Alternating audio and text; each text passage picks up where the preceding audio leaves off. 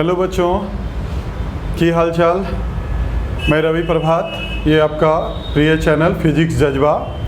आज हम लोग नए टॉपिक के बारे में स्टडी करेंगे, उसका नाम है कैपेसिटर। तो देखिए, जैसे हम लोग का गॉस लॉ कंप्लीट हो चुका है, लेकिन कुछ एक्स्ट्रा न्यूमेरिकल्स गॉस लॉ का एनसीईआरटी पे बेस्ड, एससी वर्मा पे बेस्ड कुछ न्यूमेरिकल्स का वीडियो आपको एक दो दिन में प्रोवाइड होगा, जिसमें कि जितने भी इम्पॉर्टेंट न्यूमेरिकल्स हैं उन सभी का डिस्कशन उसमें होगा। लेकिन अब हम लोग नए टॉपिक की तरफ भी आगे बढ़ जाएंगे। नया टॉपिक का नाम है कैपेसिटर। बोर्ड पे लिखा हुआ है।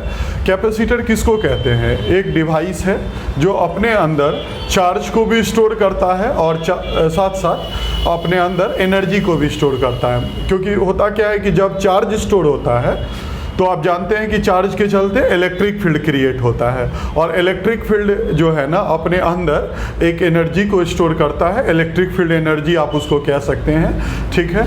तो एक ऐसा डिवाइस जो अपने अंदर चार्ज को स्टोर करता हो, साथ साथ अपने अंदर एनर्जी को स्टोर करता हो, ऐसे डिवाइस को हम लोग कैपेसिटर कहते हैं। और ये जो है ना बेसिकली कंडक्टर्स से बनता है। कंडक्टर्स का कॉम्बिनेशन होता है। ये बेसिकली कंडक्टर्स का कॉम्बिनेशन है। दो या दो से अधिक कंडक्टर को आप इस तरह से अरेंज करेंगे और उस पर पोटेंशियल डिफरेंस अप्लाई करेंगे कि उस पर चार्ज स्टोर हो जाए और उसके बीच में इलेक्ट्रिक फील्ड जनरेट हो जाए, और वही इलेक्ट्रिक फील्ड चार्ज को पुल करके अपनी तरफ रखता है। तो इस तरह से चार्ज होगा तो इलेक्ट्रिक फील्ड भी होगा।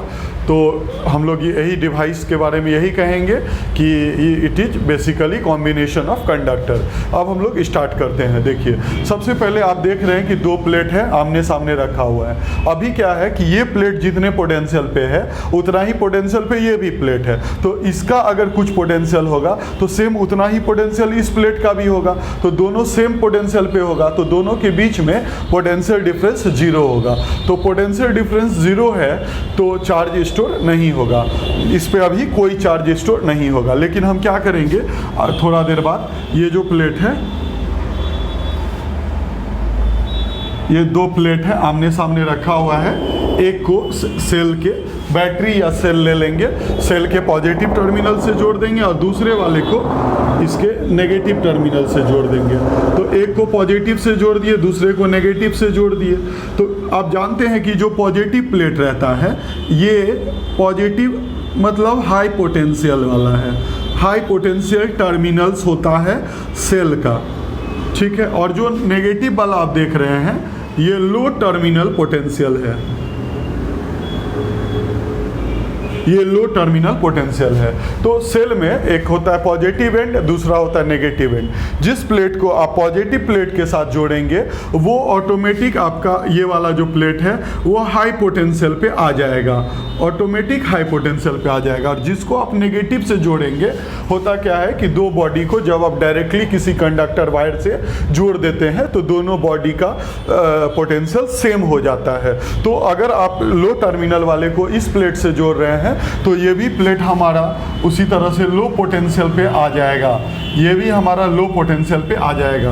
तो इस तरह से दो प्लेट आमने सामने रखा हुआ है। एक हाई पोटेंशियल वाला प्लेट है, दूसरा लो पोटेंशियल वाला प्लेट है। बीच में ये इलेक्ट्रिक फील्ड सेटअप कर जाएगा, बीच में ये रहा इलेक्ट्रिक फील्ड सेटअप कर गया।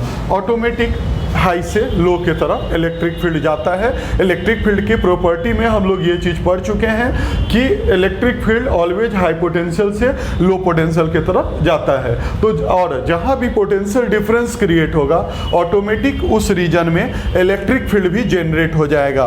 तो इस प्लेट से इस प्लेट्स के बीच में इलेक्ट्रिक फील्ड जनरेट हो जाएगा।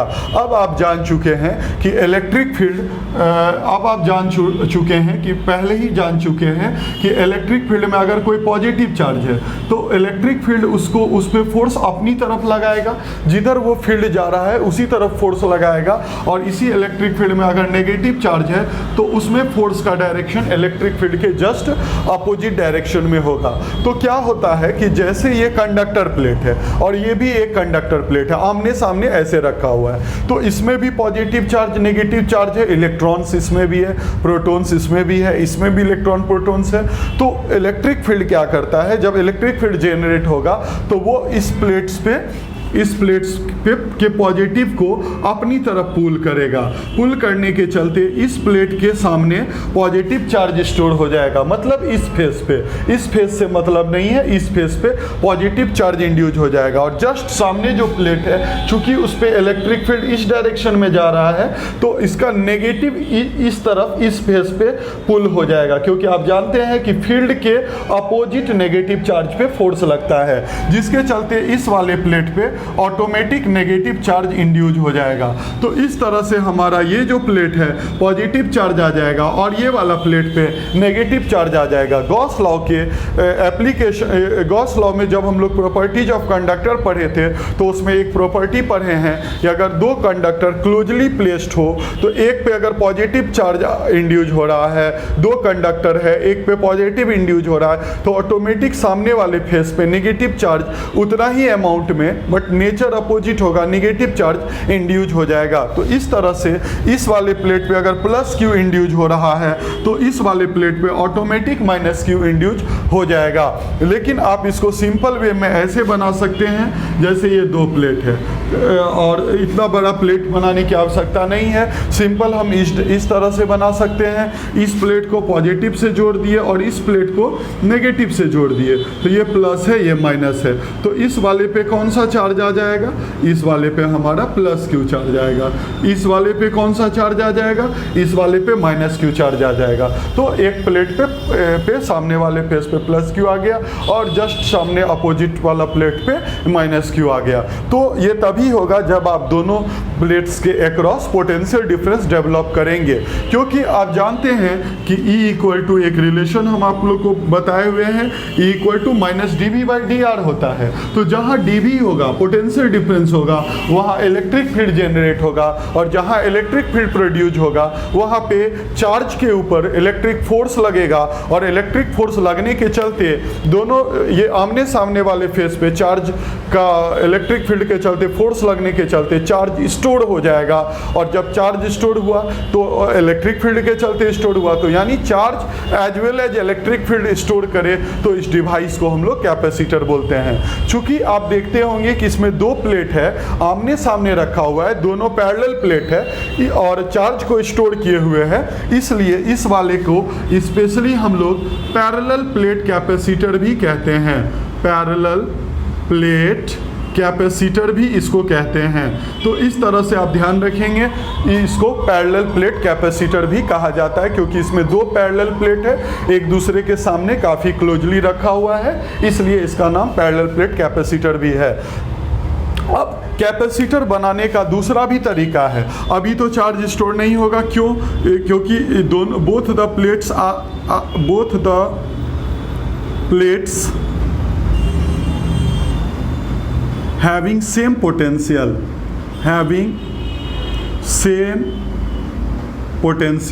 दोनों का सेम पोटेंशियल है और सेम पोटेंशियल होने के चलते दोनों के बीच में जो पोटेंशियल डिफरेंस है वो हमारा जीरो है। तो पोटेंशियल डिफरेंस जीरो है तो चार्ज स्टोर भी ऑटोमेटिक जीरो होगा। तो इस तरह से अब हम लोग यहाँ के बाद आगे बढ़ेंगे। अब दूसरे तरीका से भी कैपेसिटर बना सकते हैं।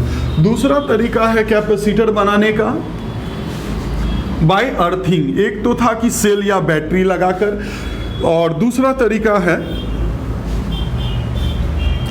दो प्लेट है आमने सामने रखा हुआ है, अभी दोनों प्लेट सेम पोटेंशियल पे है। आप क्या करेंगे, एक प्लेट को ऐसे ही छोड़ देंगे, दूसरे वाले प्लेट को अर्थ से कनेक्ट कर देंगे। अर्थिंग, आप जानते हैं कि अर्थ जो है ना उसका पोटेंशियल ऐसे जीरो लिया जाता है, स्टैंडर्ड माना जाता है जीरो पोटेंशियल, लेकिन अर्थ का पोटेंशियल नेगेटिव में होता है, लो पोटेंशियल होता है, और लेकिन स्टैंडर्ड इसको मानते हैं हम लोग जीरो मान के चलते हैं। ठीक है, अर्थ का पोटेंशियल जीरो मान के चलते हैं। तो जब आप अर्थ से किसी बॉडी को जोड़ देंगे तो ऑटोमेटिक वो वाला जो प्लेट है ना वो लो पोटेंशियल पे आ जाएगा और उसके सामने रखा हुआ प्लेट वो हाई पोटेंशियल पे आ जाएगा। ये वाला प्लेट जो है ना वो हाई पोटेंशियल पे आ जाएगा। तो एक प्लेट हाई, इसके रिस्पेक्ट में इसका पोटेंशियल हाई हो जाएगा। तो जैसे यहाँ पे एक हाई हुआ दूसरा लो हुआ, यहाँ पे क्या जनरेट हो गया, डेल्टा भी बोलेंगे या इसको हम पोटेंशियल डिफरेंस जनरेट हो गया दोनों प्लेट्स के बीच में, जिसके चलते दोनों प्लेट्स के बीच में ये इलेक्ट्रिक फील्ड क्रिएट हो गया। और इलेक्ट्रिक फील्ड क्रिएट होने के चलते क्या हुआ, जब दोनों प्लेट्स के बीच में इलेक्ट्रिक फील्ड क्रिएट हो जाएगा तो ये वाला जो प्लेट है वो हमारा यहाँ पे पॉजिटिवली चार्ज हो जाएगा, इस पे प्लस क्यू आ जाएगा, और ये वाला जो प्लेट है ये वाला हमारा यहाँ पे नेगेटिवली चार्ज हो जाएगा और इस पे माइनस क्यू हो जाएगा। तो इस तरह से दो प्लेट आमने सामने रखा हुआ है तो दोनों प्लेट पे सेम मैग्नीट्यूड का चार्ज, अपोजिट नेचर का चार्ज इंड्यूस हुआ ड्यू टू अर्थिंग। ये अर्थिंग से हम लोग कैपेसिटर फॉर्म किए हैं। अभी भी ये हमारा पैरेलल प्लेट कैपेसिटर ही है। देखिए और भी बहुत तरह के कैपेसिटर होते हैं, जैसे दो स्फीयर है तो इसको हम लोग कहेंगे स्फेरिकल कैपेसिटर।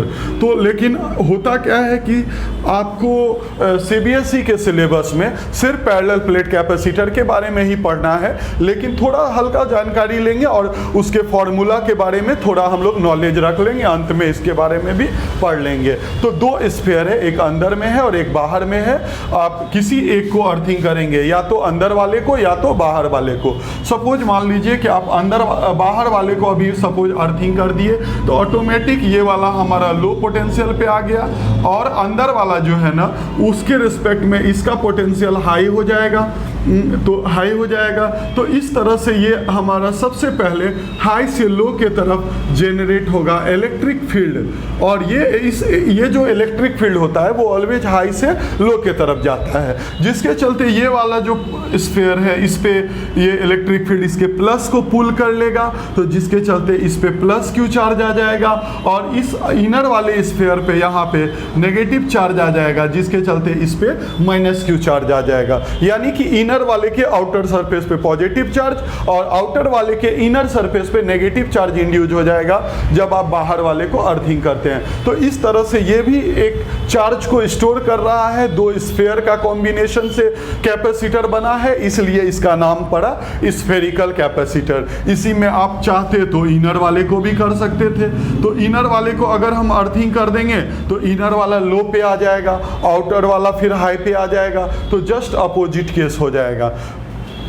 इसी तरह अगला जो है हमारा ये सिलिंड्रिकल कैपेसिटर है।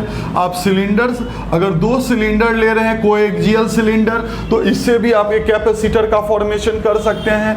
सिर्फ क्या करेंगे, सिलिंड्रिकल कैपेसिटर से भी सिलिंड्रिकल कैपेसिटर भी ले सकते हैं। जैसे ये हमारा स्फेरिकल है, उसी तरह मान लीजिए एक सिलेंडर ये है और दूसरा हमारा ये कोएक्सियल सिलेंडर इस तरह से लिए हुए हैं। तो इसमें इसको हम लोग अर्थिंग कर देते हैं तो ऑटोमेटिक फिर ये लो पे आ जाएगा, अंदर वाला हाई पे आ जाएगा, जिससे कि इस पे आ जाएगा पॉजिटिव चार्ज और इस पे आ जाएगा ये रहा हमारा नेगेटिव चार्ज। तो इस तरह से इनर वाले पे प्लस क्यू और बाहर वाले पे माइनस क्यू इंड्यूस हो गया। तो इसका नाम है सिलिंड्रिकल कैपेसिटर, इसका नाम है सिलिंड्रिकल कैपेसिटर। तो इस तरह से बहुत सारा कैपेसिटर हम लोग देखे, लेकिन बेसिकली हम लोग को पैरेलल प्लेट कैपेसिटर के बारे में पढ़ना है। अब हम यहाँ से आगे बढ़ेंगे कि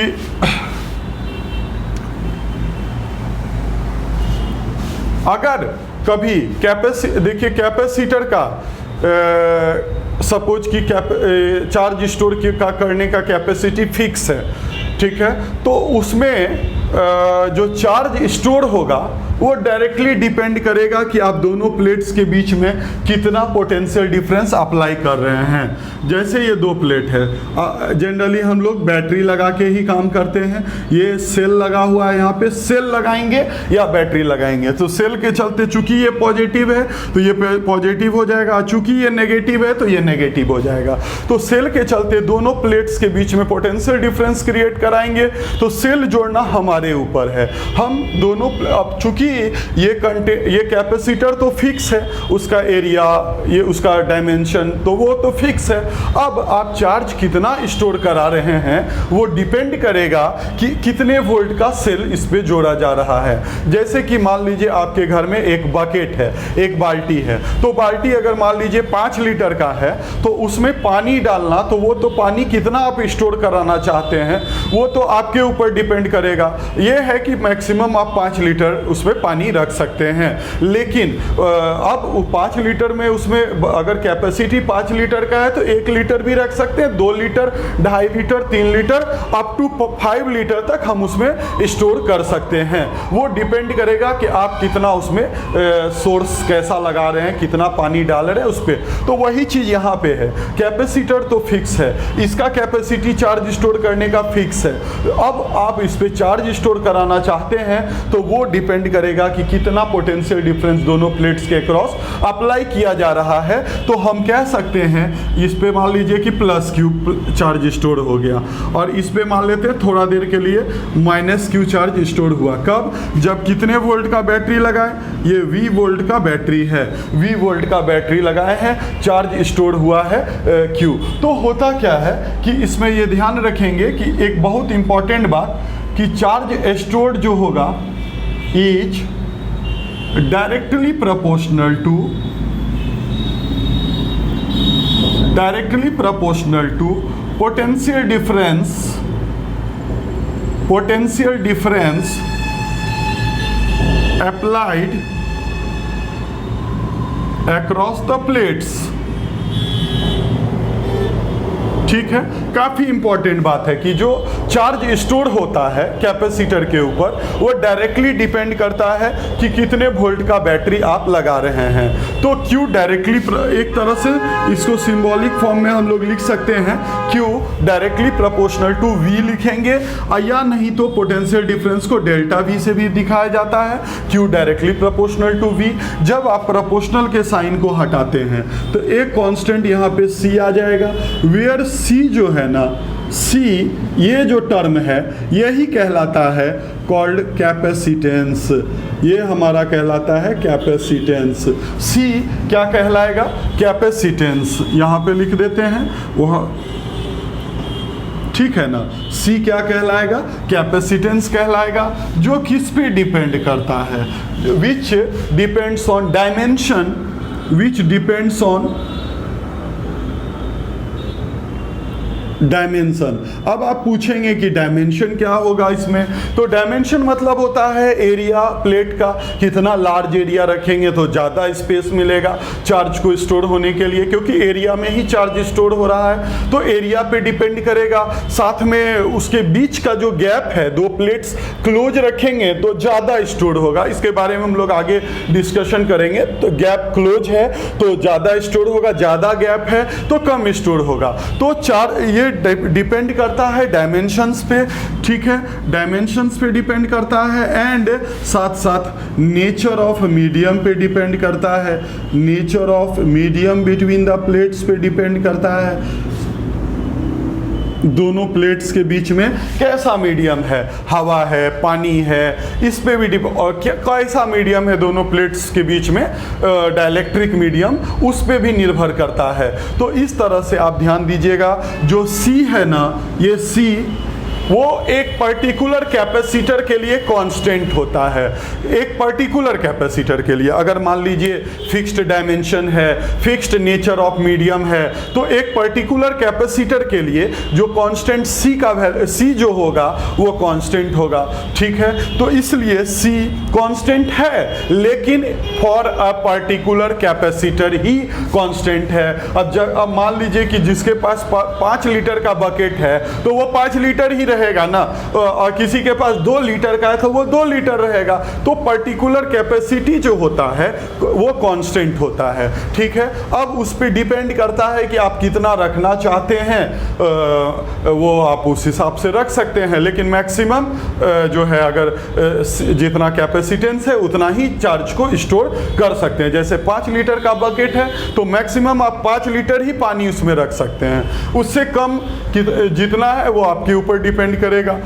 मतलब सोर्स के ऊपर डिपेंड करेगा, है ना। तो सोर्स यहाँ पे हमारा क्या है, सेल है। जितना ज़्यादा वोल्ट का बैटरी लगाएंगे उतना ज़्यादा, लेकिन इसमें भी कुछ लिमिटेशंस है, इसके बारे में पढ़ेंगे कि चार्ज कितना तक स्टोर हो सकता है। वो मीडियम का एक डाइलेक्ट्रिक स्ट्रेंथ होता है जो चार्ज को रोक के रखता है, जो हम लोग अगले वीडियो में इसके बारे में डिस्कशन करेंगे कि चार्ज उसके बाद भी है कि चार्ज कितना तक वो रोक के रख सकता है। वो मीडियम, इस पे वो एक अलग कैपेसिटी होता है मीडियम का, उस पे भी डिपेंड करेगा। अन्यथा चार्ज लीक होना स्टार्ट होता है। एक कैपेसिटी के बाद अगर आप चार्ज स्टोर करते हैं तो चार्ज लीक होने लगेगा, ठीक है। तो वो मीडियम के प्रॉपर्टी पे डिपेंड करता है, उसके बारे में हम लोग जस्ट आगे डिस्कशन करेंगे। तो इस तरह से हम देख रहे हैं कि कोई भी कैपेसिटर है, कोई भी कैपेसिटर है, उसका कैपेसिटेंस C वो कितने के बराबर होगा, Q/V के बराबर होगा, ठीक है ना।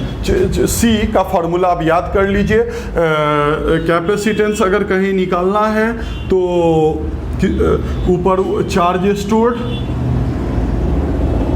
और नीचे हो जाएगा कितना आप पोटेंशियल डिफरेंस अप्लाई किए हैं, पोटेंशियल डिफरेंस अप्लाइड, ठीक है ना। तो इन दोनों का रेशियो कैपेसिटेंस होता है।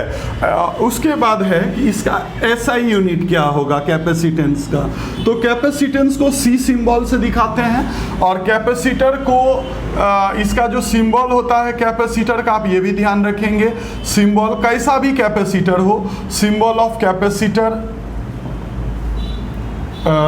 हमेशा ध्यान रखेंगे। बस ये रहा आपका कैपेसिटर का सिंबल, कैसा भी हो, चाहे स्फेरिकल हो, सिलेंड्रिकल हो, पैरेलल प्लेट कैपेसिटर हो, सबका यही सिंबल होता है। यहाँ पे बना रहे हैं, सबका यही सिंबल होता है। ये रहा कैपेसिटर का सिंबल, ठीक है ना। ये सिंबल हो गया, कभी भी कैसा भी कैपेसिटर ऐसे दे। और कैपेसिटेंस का जो होता है उसको तो आप देख ही चुके हैं। कैपेसिटेंस को आप किस सिंबल से दिखाएंगे, C से दिखाएंगे। C का SI यूनिट क्या होगा कैपेसिटेंस का, SI यूनिट ऑफ कैपेसिटेंस,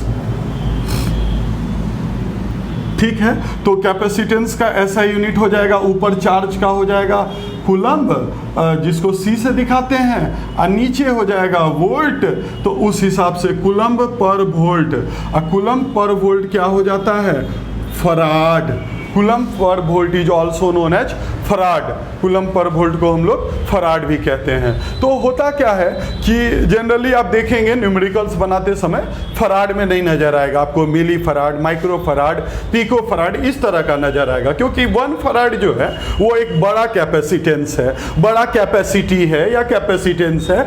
इसलिए जनरली न्यूमेरिकल बनाते समय आपको नजर आएगा कहीं न्यूमेरिकल में मिली फराड, तो आप लिखेंगे उसको 10⁻³ फराड।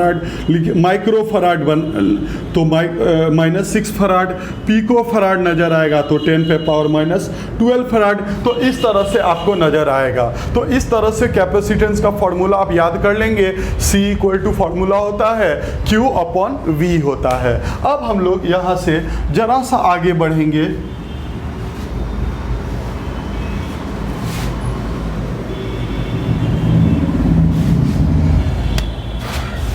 नेक्स्ट हमारा जो टॉपिक है वो है capacitance of spherical conductor. Capacitance of spherical conductor, ये हमारा अगला टॉपिक है। तो एक बात है कि आपने अभी तक पढ़ा कि जो डिवाइस चार्ज को स्टोर करे, इलेक्ट्रिक फील्ड में एनर्जी को स्टोर करे, ऐसे डिवाइस को आप कैपेसिटर कहते हैं। नॉर्मली कोई भी डिवाइस जो चार्ज को स्टोर करता है ना, उसको हम लोग क्या कहते हैं, कैपेसिटर कहते हैं, ठीक है। अब जैसे देखिए, आप लोग को पहले हम बता चुके हैं कि कंडक्टर जो होता है ना, उस पर आप जब चार्ज डालेंगे तो उसके स्टैटिक कंडीशन में चार्ज उसके बाहरी सरफेस पे जाकर फैलता चला जाता है, ठीक है। लेकिन उसमें एक लिमिटेशंस है, जैसे अभी हम आपको बताए कि इन्हें कि आप चार्ज डालते जा रहे हैं और सरफेस पे स्टोर होता जा रहा है, नहीं, एक लिमिट के बाद जो होता है ना, चार्ज लीक होने लगता है सराउंडिंग में। वो मीडियम का कैपेसिटी है कि मीडियम चार्ज को कितना तक रोक के रख सकता है। जिस तरह से देखिए 5 लीटर का बकेट है, अब उसका कैपेसिटी से ज़्यादा पानी डालते हैं तो पानी क्या होता है, गिरना शुरू हो जाता है, उससे ज़्यादा आप नहीं रख सकते हैं, तो वो रोकने का भी कैपेसिटी होता है ये। लेकिन यहाँ है कि मीडियम रोकता है, तो वो हम लोग जस्ट अगले लेक्चर में इसके बारे में पढ़ेंगे। तो अभी फिलहाल आप जानिए कि एक कोई भी भी कंडक्टर होता है उस पर चार्ज डालेंगे तो वो उसके आउटर सरफेस पे स्टोर होता जाता है। तो ये भी एक प्रकार का चार्ज को जमा करना ही हुआ, स्टोर करना ही हुआ। तो एक तरह से आप उस कंडक्टर को भी क्या कह सकते हैं, कैपेसिटर कह सकते हैं, कोई प्रॉब्लम उसमें नहीं है। लेकिन हम लोग स्पेशली अभी कौन से कंडक्टर के बारे में पढ़ रहे हैं, स्फेरिकल कंडक्टर, स्पेशली एक स्फेरिकल शेप का कंडक्टर लिए। ये देखिए हमारा स्फेरिकल कंडक्टर है जिसका रेडियस r है। इस पे आप चार्ज को स्टोर करेंगे तो चार्ज जाकर इसके आउटर सरफेस पे इस तरह से स्टोर होता चला जा रहा है। देखिए कितना चार्ज स्टोर हुआ, Q चार्ज स्टोर हुआ, ठीक है, सेंटर C है, चार्ज Q स्टोर हुआ। आपको एक बात पढ़ा चुके हैं कि अंदर में V हर पॉइंट पे क्या रहता है, कांस्टेंट रहता है। और याद कीजिएगा V अंदर में फॉर्मूला भी आप पढ़ चुके हैं, 1/4πε0 Q बाई कैपिटल R। मतलब आप देखिएगा एक स्फेरिकल कंडक्टर वाला जो गॉस लॉ का एप्लीकेशन पढ़े थे उसमें हम लोग इलेक्ट्रिक फील्ड इंटेंसिटी भी निकालने पढ़े हैं और इलेक्ट्रिक पोटेंशियल भी निकालने पढ़े हैं। तो वहाँ हम आप लोग को बोले थे कि इस टॉपिक का आगे यूज होने वाला है। देखिए यहीं पे उसका यूज शुरू हो गया कि एक स्फेरिकल कंडक्टर पे अगर आप Q चार्ज देंगे, रेडियस R है, तो उसका इलेक्ट्रिक पोटेंशियल क्या होता है, 1/4πε0 Q बाई कैपिटल R। अंदर में हर पॉइंट पे कांस्टेंट होता है, याद करेंगे। और कितना होता है वो वाला कांस्टेंट वैल्यू, तो इतने के बराबर होता है और वो अप टू सरफेस तक उतना ही वैल्यू रहेगा। और जब आप बाहर जाते थे तो फिर वो पोटेंशियल डिक्रीज होने लगता था। वहां फार्मूला आ जाता था 1/4πQ बाई स्मॉल r। तो वेयर स्मॉल r तो आप वेरिएबल डिस्टेंस से जान ही रहे हैं, तो बाहर जाने पे डिक्रीज होता जाएगा, लेकिन सेंटर से अप टू सरफेस तक वो क्या रहेगा, कांस्टेंट रहेगा। तो यहाँ पे हम लोग इस तरह से लिखेंगे, when charge given to any charge Q given to any spherical conductor of radius r, then electric potential at that instant, electric potential at that instant is V equal to formula हो जाएगा 1/4πε0 Q by capital R। याद कीजिएगा ये हम लोग already पढ़ चुके हैं। इलेक्ट्रिक पोटेंशियल कब, जब उसके ऊपर Q चार्ज स्टोर है। जब भी आपको पता चल गया, नाउ क्या चाहिए, कैपेसिटेंस चाहिए। तो कैपेसिटेंस के लिए फॉर्मूला पढ़ चुके हैं हम लोग, Q अपॉन V होता है। तो Q अपॉन V का फॉर्मूला हो जाएगा कितना, 1/4πε0 Q बाई R रख देते हैं। देखिए Q एंड Q कैंसिल हो गया, तो इस तरह से C का फॉर्मूला आ गया 4πε0 R। ठीक है, इस तरह से C का फॉर्मूला आ गया 4πε0 R। तो कभी भी किसी स्फेरिकल कंडक्टर का कैपेसिटेंस फाइंड करना हो कि उसमें चार्ज स्टोर करने का कितना क्षमता है, उसका कैपेसिटी क्या है या उसका कैपेसिटेंस क्या है, हर बार हम लोग यही फॉर्मूला लगाते हैं 4πε0 R। लेकिन ये स्फीयर अभी कहाँ रखा हुआ है, एयर में रखा हुआ है। एयर का परमिटिविटी आप जान ही रहे हैं, एप्सिलॉन नॉट होता है 8.85 इंटू 10⁻12 ये वैल्यू होता है। तो उस हिसाब से ये फॉर्मूला है हमारा। और जब आप न्यूमेरिकल बनाएंगे तो याद करेंगे, आप पढ़ चुके हैं 1/4πε0, एप्सिलॉन नॉट का वैल्यू 8.85 10⁻12, पाई का वैल्यू 9 इंटू 10⁻9, सारा ये सॉरी पाई का वैल्यू 3.14 या 22/7 रखने के बाद ये पूरा वैल्यू आपका आता है 9 इंटू 10⁻9। तो उस बेसिस पे अगर आप 4πε0 निकालेंगे ना, तो इसको रेसिप्रोकल करिए तो वो कितना आएगा, इतना के बराबर आएगा। तो उस बेसिस पे कैपेसिटेंस देखिए क्या होगा। तो 4πε0 का वैल्यू सीधे रखेंगे 9 इंटू 10⁻9 इंटू कितना R। ये फॉर्मूला आप न्यूमेरिकल बनाने के लिए डायरेक्ट लगा सकते हैं, है ना। नहीं तो ऐसे इंडिविजुअल पाई रखने में, एप्सिलॉन नॉट रखने में बड़ा कैलकुलेशन हो जाएगा। इससे अच्छा है 4πε0 का वैल्यू याद रखिए 1/9 इंटू 10⁻9 इंटू R जैसे है वो R रख लेंगे। और यही अगर अदर मीडियम में, अभी तो एयर में है, अब देखिए अदर मीडियम में हो तो क्या होगा। For other medium, for other medium. तो शुरू से हम आप लोग को बताते आ रहे हैं कि अदर मीडियम के केस में उस मीडियम का एब्सोल्यूट परमिटिविटी अगर पता है तो आराम से यहाँ एप्सिलॉन नॉट को रिप्लेस करके जो मीडियम है उसका परमिटिविटी यहाँ रख देंगे, ठीक है। लेकिन शुरू से हम आपको बता रहे हैं कि एब्सोल्यूट परमिटिविटी हर मीडियम का याद रखना पॉसिबल नहीं है, और आप चाहेंगे कि यहाँ पे जो है गिवन रहे तो वो भी नहीं, तो यहाँ दिया रहता है रिलेटिव परमिटिविटी। दूसरे मीडियम के केस में उसका रिलेटिव परमिटिविटी दिया रहेगा, रिलेटिव